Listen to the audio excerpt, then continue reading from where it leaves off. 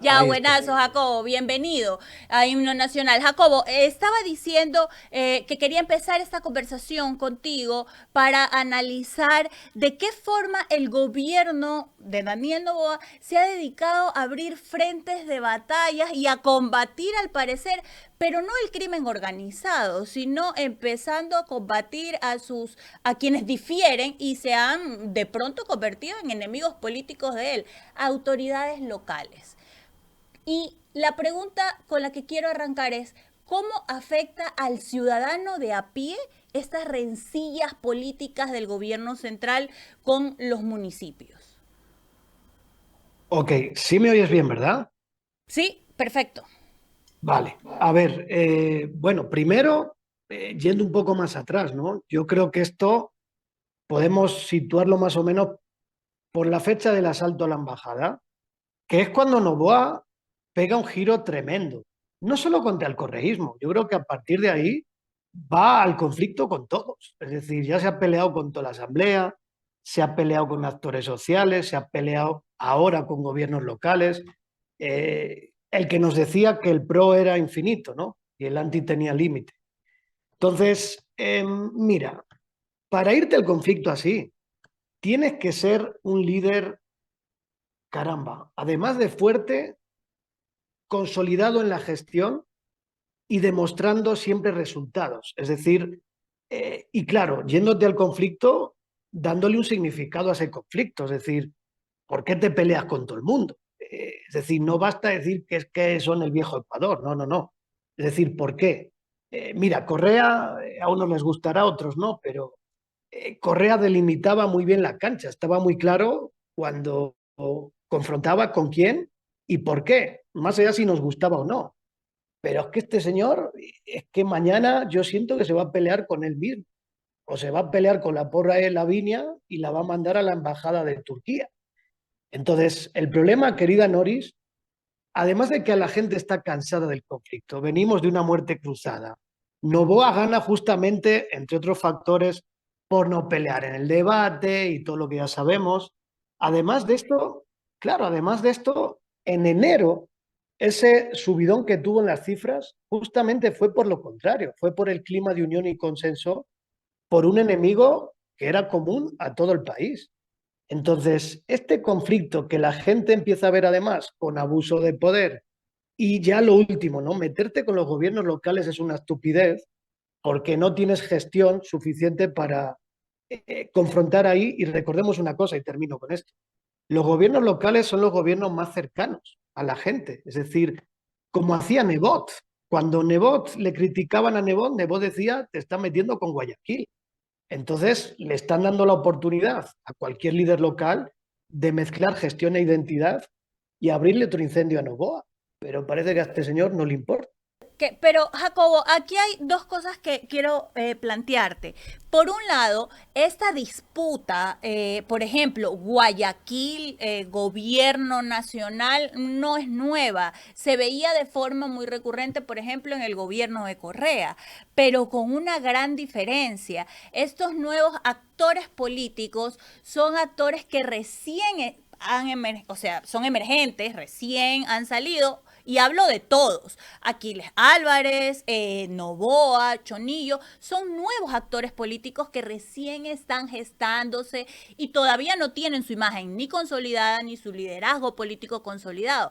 Por eso es como Así es. un poco diferente el escenario de la disputa política que existe, porque Nebot en su momento ya era un líder enteramente consolidado cuando llegó Correa al poder y la pelea era como de muy igual a igual en ese sentido, porque Correa también era un líder que consolidó su gestión muy rápido porque habían resultados a la vista, ¿no?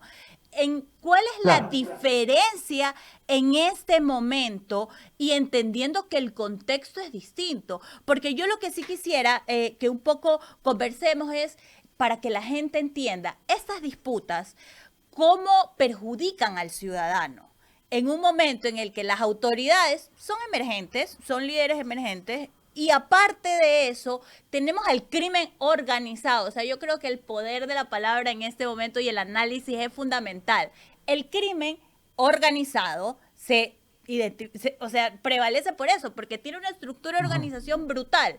Y nosotros como Estado, que somos débiles porque no tenemos dinero, porque ha venido debilitándose de gobiernos distintos, ahora de paso, en vez de estar unidos, tenemos Nos un peleamos. presidente que lo que hace es segregar y pelearse con todo el mundo. Totalmente de acuerdo contigo de la A a la Z. O sea, primero que no es lo mismo, ¿no? Es decir, yo he puesto ese ejemplo, pero claro que no es lo mismo. Pero aunque no sea lo mismo, está la disputa. Es decir, a ver, el posicionamiento negativo de Noboa está basado en un líder que no gestiona, que no tiene resultados, que además es caprichoso, que es de las élites, que no queda claro a dónde va el rumbo y que a nivel económico y todo esto no se ven resultados. Entonces, si tú te vas al conflicto así, pones una oportunidad en el otro lado para meter ese encuadre, si quieres, en el encuadre local de, en lugar de pagar las transferencias a lo local y ayudarnos a resolver los problemas, este señor la paga con los alcaldes como la paga con cualquiera que no le gusta, sea de su partido o de otro. Ahora, para eso, la pregunta es, ¿quién puede hacer eso? O quién puede dar esa batalla? ¿O si esto podría funcionar? Yo lo que te digo es que lo de Novoa me parece una estupidez. O sea contra Aquiles o sea contra Ramón, me parece una estupidez lo que está haciendo. Y creo que la oportunidad, no sé, sea aprovechada o no, por Aquiles o Chonillo o lo que sea, es muy clara y tú lo has dicho. Es poner en el debate público que mientras hay un país devorado, ya ni siquiera solo por el crimen organizado, que demasiado es, ¿no? Sino la cantidad de problemas que hay. Encima no le das transferencias a los gobiernos locales, ¿no? Y les vetas una ley en la asamblea. Y encima te crees que subiéndote a una tanqueta vas a solucionar los problemas. Esto lo puedes convertir en un desprecio absoluto al territorio, como ya pasó con Olón, etcétera, etcétera. Entonces, en resumen, querida Noris, me parece una estupidez lo que ha hecho. No veo cómo esto le va a beneficiar, no lo veo. Pero del otro lado está la oportunidad y la disputa, ¿no? De si alguien, ya sea actor social o político, empieza a posicionar esto, ¿no? El territorio. Es decir, Novoa se está yendo contra el territorio. Al final es en contra de la gente, ¿no? ¿Y tú crees que es una estrategia política de Novoa, entendiendo que ya la cancha está marcada en una posiblemente campaña preelectoral y es un candidato el que estamos viendo como presidente? ¿Tú crees que es parte de su estrategia fabricar enemigos políticos? Porque claro, por ejemplo, llega Durán, no le avisa al alcalde, entra en tanqueta y casi es como mi trofeo, pero es mío, no lo quiero compartir con nadie. Es parte, o Claro. sea, es Uh-huh. y beneficia. O sea, a ver, yo creo que todo lo que está haciendo y va a hacer, quieras o no, forma parte ya, al menos, de la parte del candidato. Es decir, todo lo que está pasando, querida Noris, incluso los actores del otro lado, o en la mayoría, yo creo que hay que entenderlo ya como el pretablero electoral 2025. Ahora, ¿hasta qué punto lo hacen pensando en estrategia o no? Pues no lo sé, pero si esto es estratégico, me parece un error garrafal. O sea, tú en una estrategia tienes que saber muy bien qué representa, contra quién y qué hay en juego. Entonces, si tú un día te metes con la vicepresidenta, el otro día te metes con la asamblea, el otro día te metes con los correístas y ahora te metes con los alcaldes, ¿qué mensaje le estás dando a la gente? O sea, esto es lo que no entiendo. ¿Me entiendes? O sea, Correa y Nebot sabían perfectamente medir sus fuerzas, quién eran sus bases y qué representaba cada uno. Entonces, ahí lo veías claro, claro que ahí había una estrategia. Pero en Novoa, la única estrategia que veo es que eh, se le ha subido a la cabeza esta supuesta popularidad que ha venido arrastrando. Y más bien lo que denota para mí es una falta de conocimiento de la política absoluta, además de la gestión pública. Y yo creo que esto le va a pasar factura. Lo que pasa, no lo vas a ver mañana. No es que ahora levantas una encuesta y como ha entrado hecho el Rambo en Durán, ha bajado 5 puntos. No es eso. Pero se van acumulando cosas en el imaginario ciudadano mientras no hay resultados y esto va a pasar factura, querida Noris. Y va a pasar factura desde lo político a él probablemente, pero a la gente, o sea, porque a mí, Jacobo, lo que me preocupa, y esto va más allá de tal vez el análisis de consultor político, Ok. ¿no? O porque al final el gobierno con su candidato presidente está tomando decisiones para ganar unas elecciones, pero esas decisiones que está tomando nos pasan factura también a nosotros. Sí, sí, sí. Sí, sí, no, es lamentable, ¿no? No he entrado en eso, pero si quieres entramos. A mí me parece lamentable, parece una irresponsabilidad absoluta el hacer las cosas ya no solo con el prisma electoral, sino con esta irresponsabilidad. Porque mira, tú puedes al menos gestionar bien y eso convertirlo eh, en ese trampolín hacia lo electoral, ¿no? Y ahí podemos discutir si es legítimo o no, si es pronto o no, pero lo que hace este señor, que no tiene ni plan Fénix, ni plan Félix, ni plan Mauricio, que no está gestionando absolutamente nada más allá de estos fogonazos de que llevas un día las Fuerzas Armadas a no sé dónde, entonces baja ahí pero sube en otro lado. O sea, esto no arregla nada, por favor. O sea, la batalla que estamos dando, que deberíamos dar contra el crimen organizado, es una batalla monumental. O sea, el crimen organizado no son los rulais que coges en las calles y les haces cantar, es la infiltración en la justicia, en la política, eh, en las Fuerzas Armadas y en la policía. Entonces, que me quiera vender este señor, que por ir hecho el Rambo, ¿no? Por el puente este, que, ¿cómo se llama ese puente? ¿El de la unidad? ¿O Ujú. cuál es el? No, el de la unidad nacional es. Y que por eso, y me habla de la toma de Durán. Chuta, o sea, este se ha visto una película ahí de piratas del siglo XVI y te habla de la toma de Durán. O sea, por favor, ¿qué te puedo decir? O sea, no hay plan, es una espectacularización absurda e irresponsable y termino con esto. Es que esto es de cajón. Más allá de si sabes mucho o poco, si fueras un tipo honesto, sumarías esfuerzos. Más bien llamarías a los actores locales para unir fuerzas, para hacer una estrategia conjunta. No sé, porque mira, si ni Colombia ni México han ganado esta batalla, imagínate tú Ecuador con este señor al frente y con un Estado ya casi fallido. O sea, por Dios, creo que el país está por encima de todo, ¿no? Pero esta es la calidad de políticos que tenemos.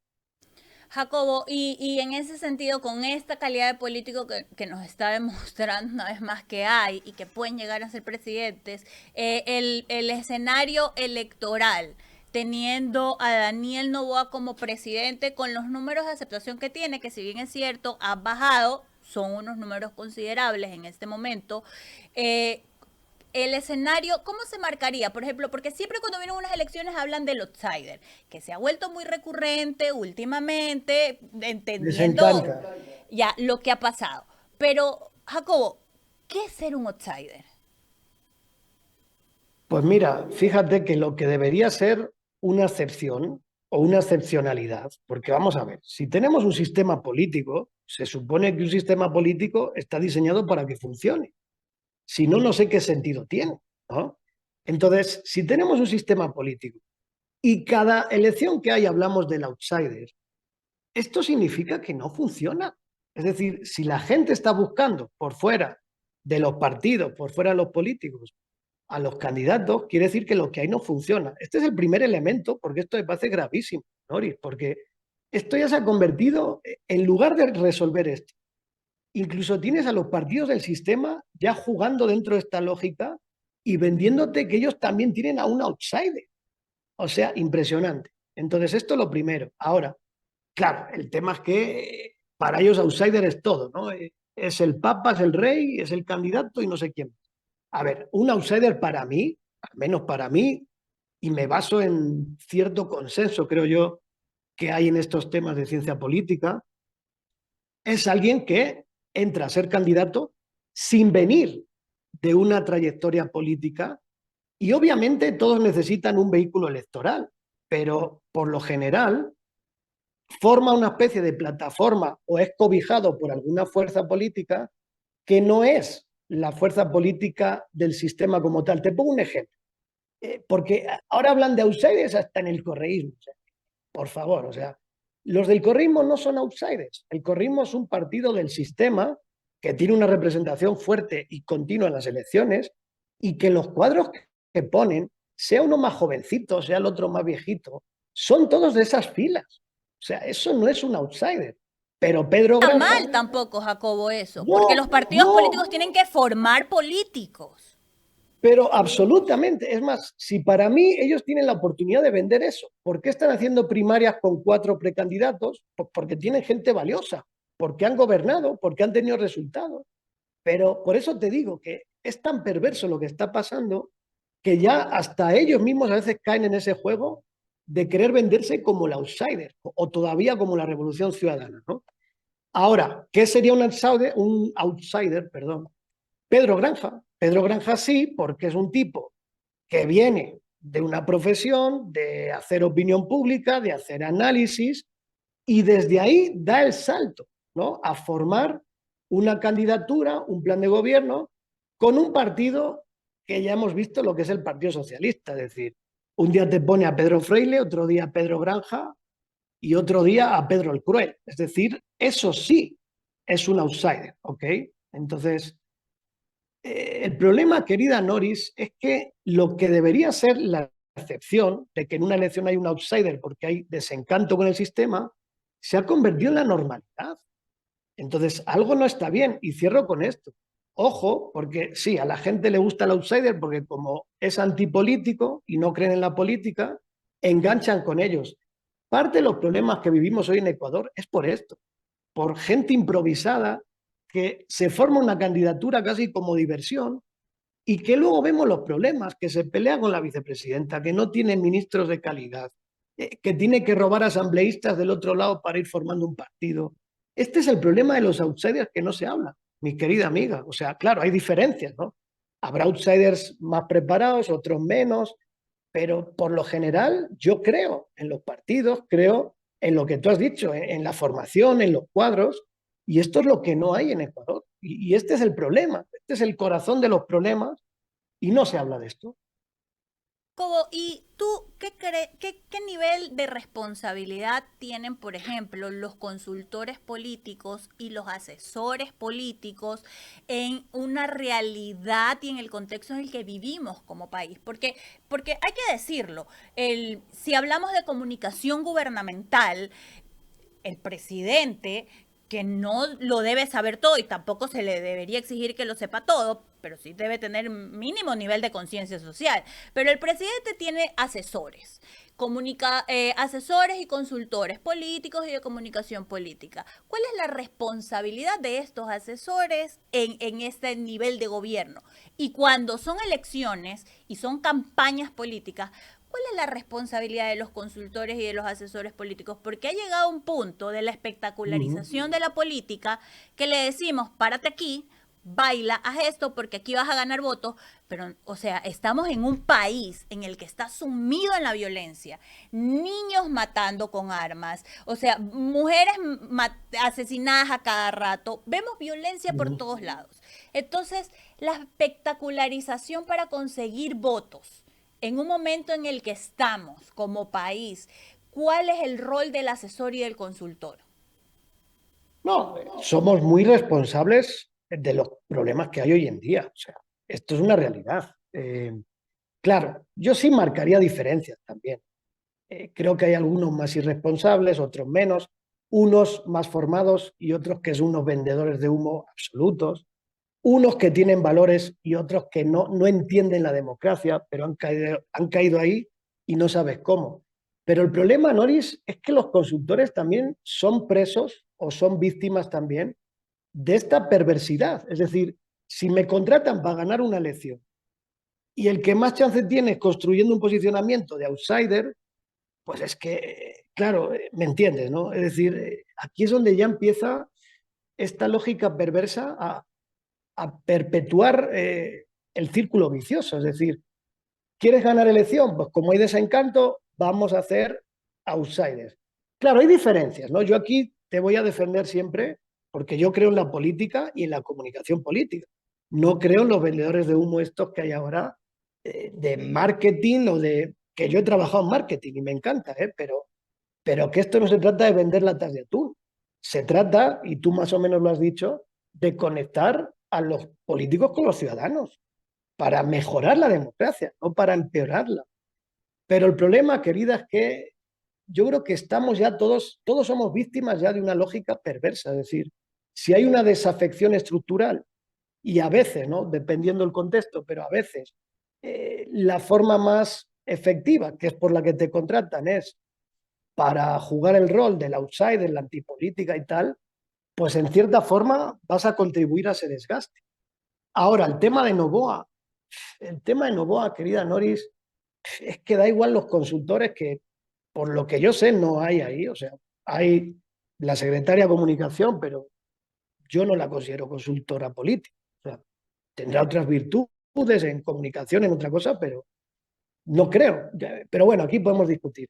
Y Zurieta, mira, yo puedo tener mis diferencias con Izurieta, pero él sí es un, coño, además reconocido consultor, y al menos él es el que formó la marca esta de gobierno del Nuevo Ecuador y trató más o menos de darle condumio. Entonces, es que aquí ves la diferencia entre un buen consultor y un mal consultor, porque después de Izurieta, esto ha sido un desastre y un descalabro. Si tú oyes el discurso de Novoa en la rendición de cuentas, o sea, eso es una vergüenza. Y te sumo una cosa, ¿no? Ya no solo que paguen a consultores o no. Entiendo que Presidencia tiene una unidad de análisis de discurso o de creación de discurso o algo así. O sea, ¿para qué pagamos eso? Para que me hagan el discurso que le hicieron en la rendición de cuentas. O sea, eso fue bochornoso. Entonces, si tienes a un líder y a un presidente que no cree en la política y no la entiende, tú puedes tener consultores mejores o peores, pero al final son presos, son víctimas de esto mismo y ahí ya cada uno decide bajo qué condiciones y con quién trabaja. Terminan siendo profesionales al servicio de su jefe.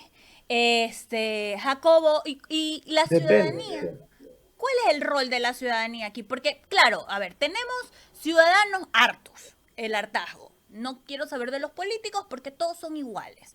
Pero tenemos que ir a las urnas a votar por gente que cuando decide ponerse en la papeleta se convierten en políticos. Había una muletilla, ¿no? Las elecciones pasadas de yo no soy político, pero me veo obligado a lanzarme a una candidatura porque veo que los políticos hacen lo mismo de siempre. Soy un ciudadano queriendo servir al país. Eres político, pana, porque si te metes en la política y estás en una papeleta y la gente tiene que votar por ti, eres político. Entonces, en Y ese no tienen sentido, ideología, ¿no? Y no tienen ideología también. exacto. Entonces, ¿cuál es el rol de la ciudadanía? O sea, tres cosas que le podríamos decir a los ciudadanos que deberían por lo menos considerar al momento de reflexionar, así sea mientras manejan a votar, porque también se ha dicho, los ciudadanos recién 15 días antes de las elecciones se preocupan por ahí en ver qué votar, ok, es la realidad que tenemos. Entonces, oigan, tres cosas que por lo menos tienen que considerar 15 días antes de ir a votar de sus candidatos. Bueno, los ciudadanos también tienen gran parte de culpa, pero claro, no les voy a culpar tanto a ellos porque sobrevivir en este país ya es un mérito. Entonces, claro, reñirles porque no tienen conciencia política y no se involucran, pues sí, pero más que los ciudadanos en sí, te voy a señalar a ciertos grupos de la sociedad civil que son ciudadanos y que antes de una campaña, es decir, ahora mismo, deberían estar haciendo opinión pública, debate, discusión, y no se involucra nadie. O sea, el nivel que tienes, o sea, no hay, no se involucran. A mí me parece esto, no sé, lamentable, pero no solo la academia, o sea, gremios de profesionales. Oye, la seguridad. Seguro que hay especialistas en Ecuador, que hay gremios. Hoy escuché, no, ayer creo, en el programa de Jimmy a un argentino especialista en seguridad. ¡Qué maravilla! Pero, coño, o sea, ¿en serio hay que ir a Argentina a buscar a alguien que sepa de seguridad? Aquí tienes gente, el problema es que no habla. Y esto es fascinante. Entonces, falla ese primer anillo, si quieres, que es este círculo rojo, ¿no? Intelectuales, profesionales y tal. Y los ciudadanos, claro que también fallan, porque si no se informan, si no se involucran, si no hacen de contrapoder, pues les van a meter yuca en cada elección que viene y contribuyen a la espectacularización que tú dices porque se enganchan a lo que pasa 15 días antes. Y eso es lo que Novoa, fíjate lo que te voy a decir, esto que ahora es una ventaja para Novoa, porque él gobierna como si no pasara nada, esto va a ser un efecto boomerang 15 días antes de las elecciones, porque este man se cree que es súper popular, porque como la gente no dice nada, la gente en su justo momento va a recordar, va a valorar, va a analizar y le va a pasar factura todo lo que está haciendo. El problema es que no lo ves ahora, no vas a ver movilizaciones, no vas a ver colectivos de ciudadanos críticos de bla, bla, bla, pero en su justo momento le va a pasar factura. Y aquí se olvidan que queda todavía 6 meses, ¿no? Si no me equivoco, para las elecciones en un país donde en 10 días te cambia todo. Pero así son. Pero sí, el Jacobo, ciudadano falla también. sí, pero claro, sí, también como ciudadana te lo digo, por ejemplo, si en los partidos políticos, la papeleta, las opciones que te ponen es de Guatemala, Guatepeor, entonces realmente también el ciudadano dice, pucha, me echas la culpa de que yo escojo mal, pero si de lo que me da a escoger y las opciones que tengo literalmente es por descarte, entonces, ¿qué hago? Involucrarte antes. Es que yo te doy toda la razón. Te doy toda la razón. Es decir, al final el pobre ecuatoriano, con base en la oferta, pues elige, ¿no? Pero la pregunta que hay que hacerse es, ¿por qué tenemos papeletas de tan mala calidad? Y ahí es donde está el problema. El problema está en que los partidos no son partidos, en que hay una mercantilización absoluta, en que la gente no participa ni tiene vínculos con los partidos, no hay contrapoder, no hay presentación de demandas a los partidos. Entonces mi respuesta sería, no esperes a que te presenten una papeleta y ver de Guatemala a Guatepeor, sino que veamos la forma en la que seamos escuchados, hagamos de contrapeso y participemos más, sea a través de los partidos o no. Yo te voy a decir una cosa, uno, una de las cosas buenas de estos nuevos tiempos es el poder que te da las redes sociales. Lo de Olón, Noris, o sea, lo de Olón, hace 60 años que hubiera quedado ahí escondido, gracias a las redes, que es donde empieza a viralizarse, a formar opinión, se mete un colectivo. Eso, entonces, ese ejemplo de Olón es lo que deberíamos estar haciendo siempre con todo. Pero aquí, Eso. aquí te quiero preguntar algo, por ejemplo, que me ha estado resonando estos días. Lo de Olón se generó como una ola que se fue haciendo más grande y que la gente se conectó con esa causa y se indignó. Pero ¿por qué lo de Olón sí generó ese efecto? Y por ejemplo, el escándalo de lo de las barcazas y de la barcaza que está llegando sin ser contratada y que definitivamente es un escándalo y que nos debería estar generando alarma a todos los ecuatorianos, no ha pasado nada. Cuando un ministro de Estado públicamente reconoce que la barcaza está viniendo pero que no hay contrato y que la barcaza casi casi que dijo, bueno, la empresa dijo, yo me lanzo, me arriesgo, entendiendo que ese riesgo son millones de dólares. ¿Por qué algo así, que fue dicho por un ministro de Estado y reconocido por el ministro, no nos ha movido como ciudadanía a por lo menos ponerle un pare al gobierno y decirle, oye, pana, tráfico de influencias por todos lados? Bueno, pues porque lo de Olón era mucho más fácil de entenderlo y traducirlo a un lenguaje ciudadano, porque, entre otras cosas, una de las cosas, y vuelvo a lo que hablamos al principio, la identidad y lo local. Cuando tú ves o te hacen entender que hay un agravio al territorio, a la identidad local, esto, caramba, surte efecto rápidamente y si tú ya le das contenido después político con el tema ambiental y todo esto, encaja perfecto y es comprensible para todo el mundo. El problema, querida amiga, es que las barcazas, pues eso, pues quien deberías tener primero opinando es a expertos, no en barcazas, pero coño, no sé, en electricidad, en esto, en lo otro, para que a partir de eso la gente pueda informarse y decidir e indignarse, porque si no, claro, tú lo tienes claro, pero para que la gente llegue a entender por qué hay barcazas, si la barcaza es buena o no, que si un posible tráfico de influencias, y es que esto es muy relativo, porque si la gente no tiene formación ni política ni en temas de generación de electricidad, y si el debate de la opinión pública es tan lamentable como el que tenemos, que sí, hay gente que es crítica con lo que pasa, pero no hay mucho más. Entonces, falta formación también, querida Nori, falta formación, falta...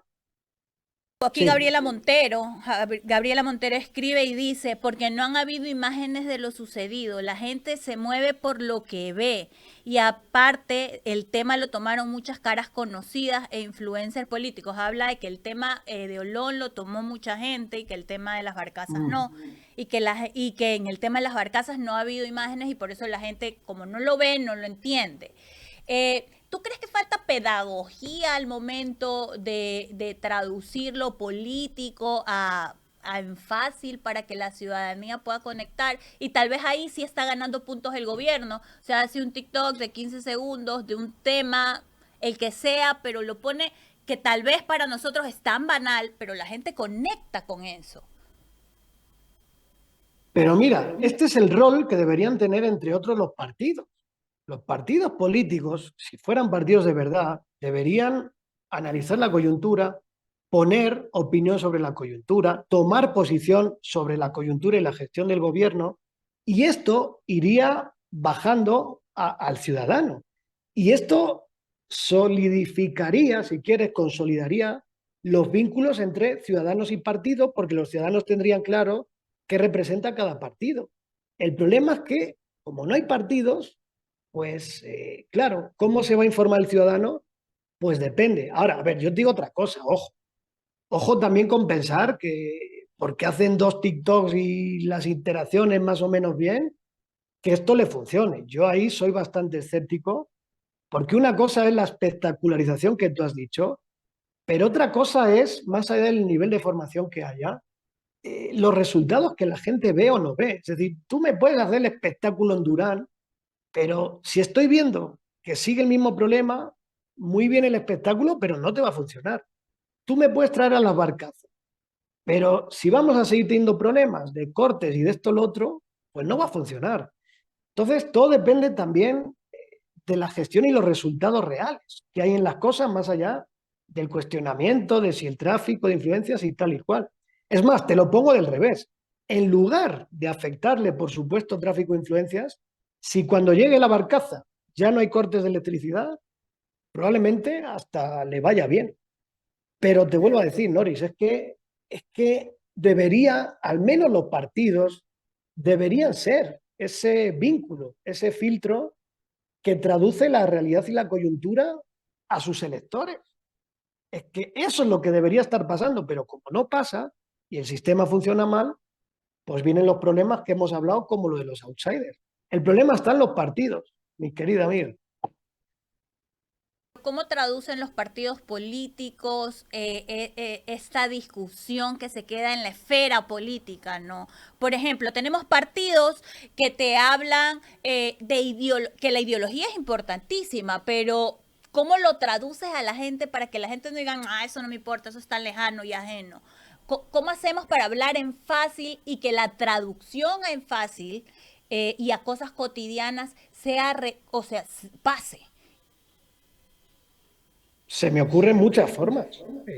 Y más bien ahí es donde yo reivindico que hay que aprovechar el TikTok y estas cosas, pero para comunicar cosas. O sea, te voy a poner un ejemplo que hablaba ayer con el Quique Vivanco, lo del man que resuelve, ¿no? Pues no sé, ¿qué me han dado de condumio para ir demostrando que el man resuelve? Nada. Pero, por ejemplo, se me ocurre, ¿no? Te digo, ¿tú sabes cuál es el negrito este que se hizo viral en TikTok? Porque no hablaba, solo hacía así, ¿no? Para mostrar que la gente no sabe arreglar las cosas y que él agarra una cosa como MacGyver y lo soluciona. Pues tú puedes usar esos moldes, arquetipos, humor, lo que tú quieras, pero mostrando cosas de gestión de verdad. Me explico, es decir, claro, que no es el nivel y el lenguaje que nos gusta a los políticos, bueno, pero va a ser muy comprensible y yo no creo, claro, podemos discutir si esto es banalizar o no la política, pero banalizar la política para mí es irte al parque a correr, sacar músculo y poco más. Es decir, si a mí me parece bien, claro, o sea, si a mí me parece bien que comuniquemos nuestra vida y que somos seres humanos, muy bien, pero coño, ¿dónde está el resto? Entonces, si al menos logras encajar el lenguaje político en estos marcos más digitales y de otras generaciones, pues lo puedes hacer. El problema, querida Noris, es que los partidos no hacen nada. Mira, yo te reto a que busques 8 partidos que han dicho de las barcazas. Y si han dicho algo, ¿por dónde y hasta qué punto puedes considerar que eso... eh, perdón, tengo un perro que es idiota. Ya. Entonces, pero claro, y si han dicho algo, ¿qué han dicho? Como mucho, uno de sus cuadros habrá salido a decir algo y otro habrá dado una entrevista o otro habrá hecho un comunicado, no lo sé, pero coño, hay que esperar mucho más. ¿Me explico? Entonces, este es el problema. Entre la falta de formación de la gente y la inexistencia de los partidos, pues este es el problema. Listo, Jacobo, te agradezco muchísimo el espacio, la entrevista y tu tiempo. Espero que pronto podamos seguir conversando sobre estos temas y cuando se acerque el escenario electoral y estés en Guayaquil, tenerte presencialmente. Un abrazo Con enorme. gusto, con gusto. Un abrazo, un Cuídate, saludo. chao.